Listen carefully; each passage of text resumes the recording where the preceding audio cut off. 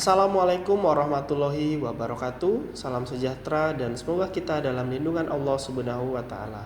Perkenalkan, saya Muhammad Fahmi Julianto MKom, dosen tetap program studi Informatika Kampus Kota Pontianak, Fakultas Teknik dan Informatika pada Universitas Bina Sarana Informatika. Saat ini saya dalam proses mengikuti sertifikasi dosen gelombang 1 yang diselenggarakan oleh Kemendikti-Saintek tahun 2025. Saya akan melakukan pencatatan dokumen pernyataan diri dosen dalam unjuk kerja Tridharma Perguruan Tinggi atau PDD UKT PT. Pada kesempatan ini saya akan memaparkan salah satu mata kuliah yang saya ampu, yaitu Sistem Operasi. Saya mengajar mata kuliah ini pada semester gasal tahun ajaran 2023-2024 dengan bobot 3 SKS. Adapun deskripsi mata kuliah ini, yaitu mata kuliah ini membahas materi untuk mempersiapkan mahasiswa agar dapat melakukan analisa sistem operasi komputer, membuat laporan distro Linux dalam bentuk makalah secara berkelompok, serta mampu mempresentasikan hasil distro Linux tersebut secara baik. Lalu merujuk RPS mata kuliah sistem operasi, mata kuliah ini memiliki CPL atau capaian pembelajaran di CPL 08 dan CPL 09. Nah, sedangkan untuk capaian pembelajaran mata kuliah atau CPMK, antara lain CPMK 01 yaitu mahasiswa mampu mengetahui dan memahami peranan sistem operasi dalam memecahkan masalah. Lalu CPMK kedua, mahasiswa mampu menganalisa sistem operasi dalam suatu organisasi atau perusahaan. Yang ketiga, mahasiswa mampu memodifikasi distro Linux. Lalu yang terakhir, mahasiswa mampu mempresentasikan hasil modifikasi dari distro Linux tersebut.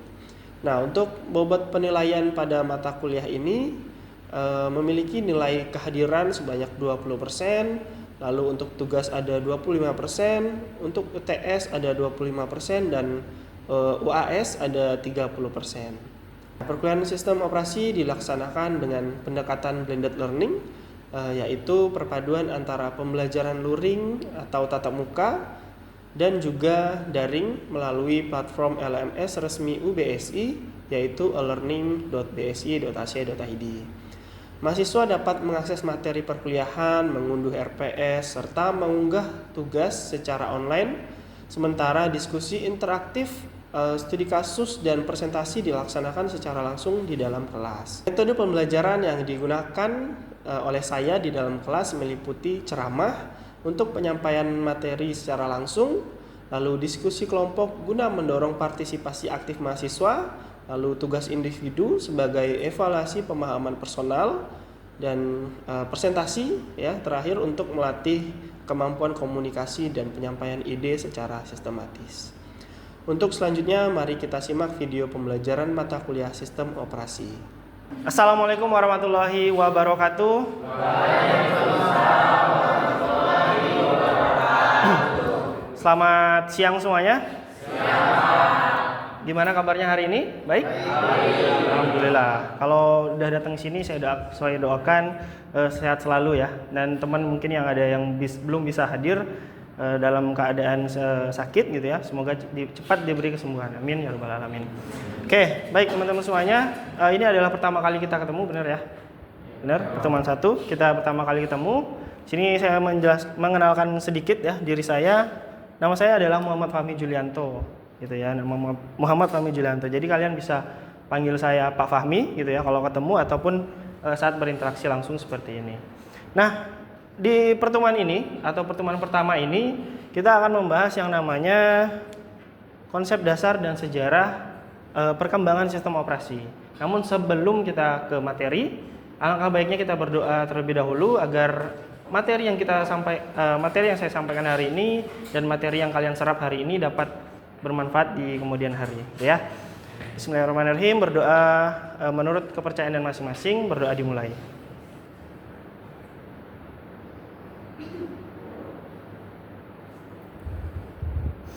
Berdoa selesai. Sebelum saya masuk ke materi lagi, ada yang tahu sistem operasi? Ada yang tahu sistem operasi? Pernah dengar sistem operasi? Pernah? Apa yang kalian ketahui tentang sistem operasi? Kalau mendengar nama sistem operasi, ada yang tahu? Apa? Gimana? Windows, Android, dan sebagainya. Nah, itu adalah tipe-tipe dari sistem operasi gitu ya. Nah, kalau pengertiannya sendiri, apa itu sistem operasi? Adalah sistem operasi atau adalah perangkat operating system adalah perangkat lunak yang menjadi penghubung antara perangkat keras dan perangkat lunak lainnya, atau bisa disebut dengan aplikasi. Jadi simpelnya adalah hardware atau kita bisa tuliskan dengan HW gitu ya, HW. Nah, ini hardware itu kan biasanya dari luar ya, bukan dari dalam atau dari aplikasi. Nah, ini butuh yang namanya penghubung, yang adalah OS. Apa yang dihubungkan? Yaitu adalah SW atau software. Nah, hardware dan software itu tidak akan bisa saling berhubungan secara langsung. Seperti itu. Nah, makanya dibutuhkanlah yang namanya OS ini untuk bisa mengoperasikan hardware dan mengoperasikan software. Karena biasanya jika kita ada hardware, misalnya apa? Hardware yang digunakan? Keyboard termasuk? Keyboard termasuk. Nah, keyboard itu untuk menjalankannya tentunya harus dibutuhkan dulu operating system atau OS, baru bisa menjalankan SW atau software atau aplikasi yang ingin dijalankan. Nah, itu. Nah, di sini juga ada contoh-contoh sistem operasi. Yang umum adalah ini. Saya mau tanya ke kalian, ada yang tahu logo ini? Kalau di dalam operating system apa namanya? Terus yang di bawah apa kalau iOS? Apa? Apa tadi? macOS. Exactly, tepat sekali. Nah, di sini adalah macOS. Biasanya digunakan untuk apa? MacBook, ya kan? Apakah tab menggunakan macOS? Tidak, betul ya. Ini tidak digunakan untuk iPad karena ini adalah khusus untuk MacBook gitu ya, MacBook. Oke, nah, saya yakin kalian pasti mungkin. Di sini banyak yang asing dengan logo ini ataupun logo ini. Ada yang tahu logo ini? Oh, pinter ya. Pinter. Bagus kalau kalian udah lebih tahu. Nah, sekarang ini bukan saringan ya.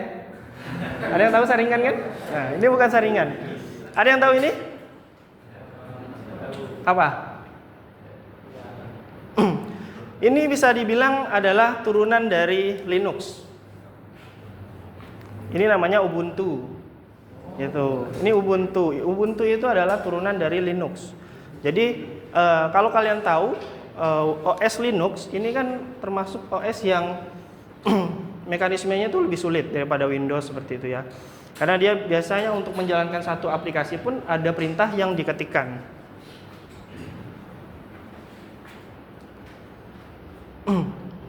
Oke.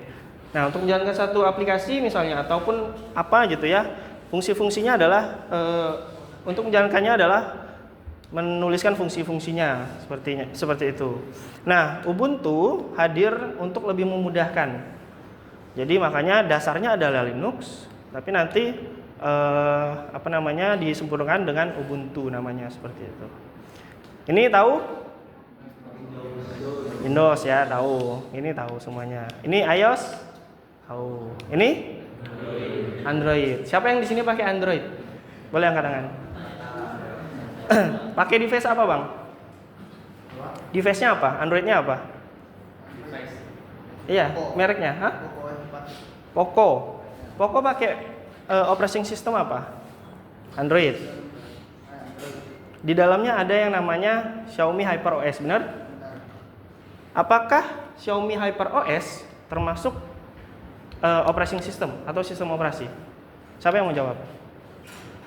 Atau ya semuanya deh. Apakah Xiaomi HyperOS ataupun kalau yang pakai Oppo ada Color OS, ya kan? Ada Color OS. Lalu apa lagi? Yang Samsung One UI. Nah, apakah itu termasuk sistem operasi? Kira-kira termasuk atau enggak? Atau bukan? Jawab aja. Bukan. Bukan. Ada yang setuju dengan abang ini? Angkat tangan kalau setuju. 1, 2, 3. 3 orang aja. Yang lainnya golput. Oke ya. Yang tadi saya sebutkan itu bukan termasuk dari sistem operasi. Itu yang namanya adalah user interface. Tapi base-nya adalah Android. Nah, sistem operasinya adalah Android. Lalu user interface-nya adalah yang tadi kita sebutkan itu. Paham dengan sistem operasi? Paham, lumayan ya. Oke, kita next. Oke.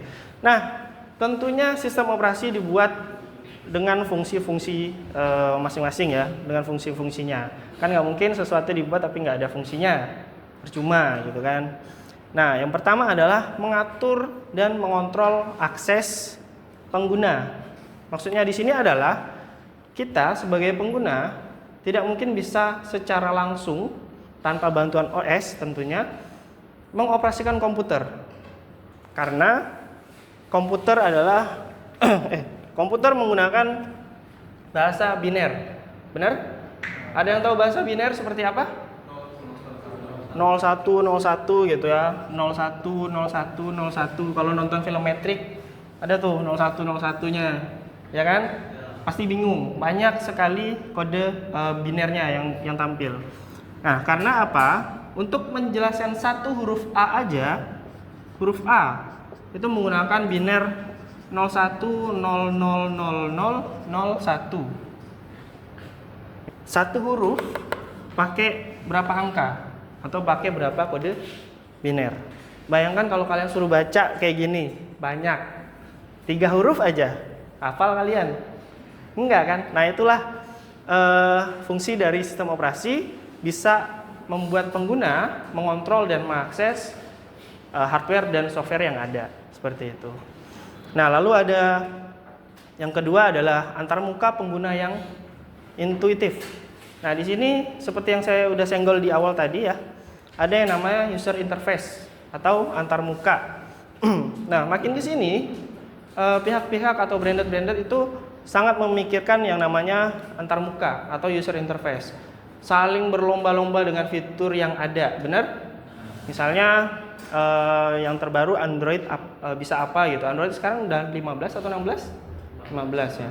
Nah, itu kan banyak sekali fitur-fitur terbaru. Bahkan iOS yang maksudnya iOS itu yang mahal gitu ya biasanya ya. Itu fiturnya malah lebih sedikit dari Android, ya kan? Benar ya. Nah, itu adalah karena antarmuka pengguna yang intuitif. Jadi antarmukanya itu dibuat sedemikian rupa untuk menyenangkan penggunanya tersebut, seperti itu. Nah, bayangkan kalau tidak ada antarmuka pengguna. Kalian pernah akses BIOS? Pernah? Kalau install ulang mungkin akses BIOS ya. Nah, ini kurang lebih kalau kalian mengakses BIOS itu lebih sulit kan? Benar nggak? Benar ya. Daripada Windows yang sekarang, kalau kalian mengakses BIOS pasti akan lebih sulit. Karena apa? Yang pertama, kalian nggak bisa pakai mouse biasanya ya. Di beberapa laptop yang masih model lama itu nggak bisa mengakses lewat mouse. Kadang pakai panah atau keyboard, enter, atas bawah enter, S gitu kan, baru bisa diakses. Nah, lalu kalau kalian pernah jailbreak handphone gitu ya, itu untuk penggunaannya itu hanya bisa pakai atas bawah volume, itu menandakan atas dan bawah, lalu tombol power untuk menekan enter atau untuk enternya. Nah, makanya dibuatlah antar pengguna yang intuitif agar lebih memudahkan penggunanya, seperti itu. Nah, yang ketiga juga ada yang namanya manajemen file dan pengelolaan memori. Bayangkan nggak kalau kalian tidak ada manajemen filenya, file kalian tuh berserakan aja di desktop misalnya, itu akan kebayang berapa banyaknya, berapa penuhnya gitu ya di tampilan desktop kalian. File-filenya tidak ada manajemennya, tidak ada tempat filenya untuk menyimpannya. Nah, itu bakal akan membuat berantakan sekali gitu. Nah, lalu yang terakhir adalah menjalankan program secara efisien. Kenapa dibilang menjalankan program secara efisien? Karena menurut sejarah era awal komputasi pada 1940-an sampai 1950-an, komputer itu masih dijalankan secara mekanis. secara mekanis itu apa? Jadi masih secara jor-joran manusianya yang mengerjakan komputer tersebut. Contoh misalnya adalah kalau di sekarang gitu ya. Kalau di sekarang kalian untuk menghidupkan komputer cukup tekan apa? Tombol power aja kan. Bayangkan nggak kalau dulu dianalogikan sebagai menghidupkan kapal atau mobil yang masih make tarik ini loh. Sreng gitu tuh. Baru hidup mesinnya. Dulu komputer itu sebesar satu ruangan ini mungkin ya. Nah, ya kan sampai penuh gitu kan, sampai penuh satu ruangan. Bayangkan kalau ngidupinnya belum pakai tombol power, masih secara mekanis manusia yang mengerjakannya, menghidupkan secara manual dengan susah payah. Atau ya kalau sekarang ya bisa di mobil gitu kan, tinggal tombol aja, langsung hidup ya kan, ataupun pakai kunci tinggal hidup. Dulu mungkin mesinnya masih pakai yang tarik itu. Bayangin nggak kalau kita ngidupin komputer masih seperti itu. Nah, sampailah sekarang kalian udah bisa mengakses komputer dengan secara gampang, tinggal hidupkan komputernya misalnya ya. Tinggal hidupkan komputer, tinggal main, tinggal buka aplikasi dan sebagainya. Nah, itu tidak lepas dari kecanggihan dari sistem operasi seperti itu. Oke, itu aja materi saya di pertemuan 1. Kita nggak perlu banyak-banyak untuk materi pertemuan 1. Yang penting kalian paham dulu dasar dari pengenalan sistem operasi ini. Nah, di sini ada diskusi dan tanya jawab. Ada yang mau ditanyakan? Ya, siapa namanya? Apakah memungkinkan? Bentar dulu bang, kita kan belum kenal nih. Oh iya. Boleh saya tahu namanya? Izinkan nama saya Muhammad Iqbal, Pak. Ikral. Ya, ada yang mau ditanyakan? Saya ingin menjelaskan tentang apakah memungkinkan jika satu komputer terdapat dua iOS. Dua iOS atau dua OS? Dua Dua OS ya. Kalau dua iOS satu komputer nggak bisa, satu aja nggak bisa iOS kan? iOS nggak bisa masuk ke komputer kan? iOS kan punya apa? iPhone. Ya, handphone. Nah, apakah memungkinkan satu komputer atau satu PC gitu ya mempunyai dua OS? Sangat memungkinkan. Jadi di tugas akhir kalian nanti adalah tentang dual OS. Jadi saya akan mengarahkan kalian di mata kuliah ini, kalian akan bisa menginstal suatu OS di laptop kalian masing-masing. Jadi nanti akan ada dual OS di laptop kalian atau di PC kalian atau di komputer kalian. Nah, kalau bawaannya adalah Windows, biasanya saya akan mengarahkan kalian menginstal Linux atau Ubuntu. Seperti itu. Itu sangat memungkinkan di satu komputer. Nah, ada yang lagi mau ditanyakan? Tentang tugas mungkin? Tugas akhir ya, bukan tugas yang ini. Nggak ada? Nggak ada. Nanti ya, seiring berjalannya perkuliahan, nanti saya akan jelaskan atau menyenggol tentang tugas. Nah, karena materi kita udah selesai, saya tuh lebih suka untuk sedikit materi, lalu kalian praktekkan langsung, atau kalian mencari tahu sendiri ilmunya, gitu ya. Jadi dari saya itu biasanya hanya pengantar gitu. Nanti kalian yang akan mengoperasikan langsung. Nah, di sini ada tugas, ya. Di sini tugas kelompok. Jadi saya tuh sukanya kelompok karena apa? Saya mau tahu job desk kalian masing-masing di dalam suatu kelompok itu. Jadi nanti mungkin saat pengumpulan saya juga akan menanyakan job desk-nya. Job desk-nya apa? Kamu cari apa? Kamu bagian apa? Jadi ada kerjanya semuanya, nggak cuma numpang nama. Nah, seperti itu. Nah, tugasnya adalah di sini ya, kelompoknya maksimal 3 orang, membuat presentasi terkait perbandingan sistem operasi. Nah, lakukan kajian atau riset perbandingan antara dua sistem operasi modern seperti Windows dan Linux atau iOS dan Android. Diskusikan nih terkait sejarah, perbedaan dari segi arsitektur gitu ya. Segi arsitektur, keamanannya dan kegunaannya. Nah, ini silakan dicari bebas metodenya dari kalian mau seperti apa, ataukah mau interview langsung menanyakan ke beberapa pengguna gitu ya. Kalian wawancara langsung terkait ini semuanya, ataupun mungkin bisa cari sumbernya di internet seperti itu ya. Nah, pengumpulan tugasnya ada di laman e-learning. Jadi pengerjaan ini selama 1 minggu dan kita akan bahas di pertemuan selanjutnya. Jadi kalian presentasikannya itu di pertemuan selanjutnya. Jadi kita akan kaji dulu tugas yang udah kalian buat, baru kita akan masuk ke materi yang selanjutnya. Nah, itu perkuliahan saya seperti itu. Jadi materi, tugas, lalu di minggu depannya atau pertemuan selanjutnya kita akan bahas tugas yang saya kasih, lalu baru masuk materi di pertemuan kedua. Seperti itu. Ada yang mau ditanyakan sebelum saya tutup? Cukup jelas terkait tugasnya? Ya, nanti kalau mungkin ada yang bingung atau masih kurang paham bisa chat grup, nanti minta tolong untuk ketua kelasnya membuat grup WA ya. Oke. Nah, sebelum saya akhiri dan kita tutup kelas ini, saya mau absensi terlebih dahulu atau presensi terlebih dahulu ya. Oke, sebentar.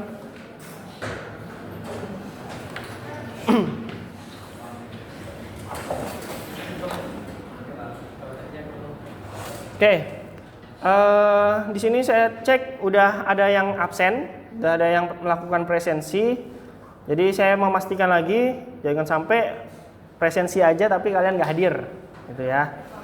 Yang pertama ada Daniel Danuarta, Ferry Nugroho, Neusem Aborneo, Neusem ada? Ada, lupa absen ya. Oke. Lalu ada Charles, Oktavianisa, terakhir Winnie Kristiani. Hadir? Nggak hadir? Nggak hadir. Oke, kalau gitu terima kasih semuanya. Udah selesai sesi presensi, berarti berakhir juga perkuliahan kita pada hari ini, pada pertemuan pertama ini. Semoga apa yang saya sampaikan dapat bermanfaat untuk kalian, dan jangan lupa tugasnya dikerjakan. Minggu depan kita akan acak siapa yang maju terlebih dahulu. Oke, mohon maaf jika ada salah-salah penyampaian selama menyampaikan materi. Saya tutup. Wassalamualaikum warahmatullahi wabarakatuh. Selamat siang semuanya. Kuliah BSI aja.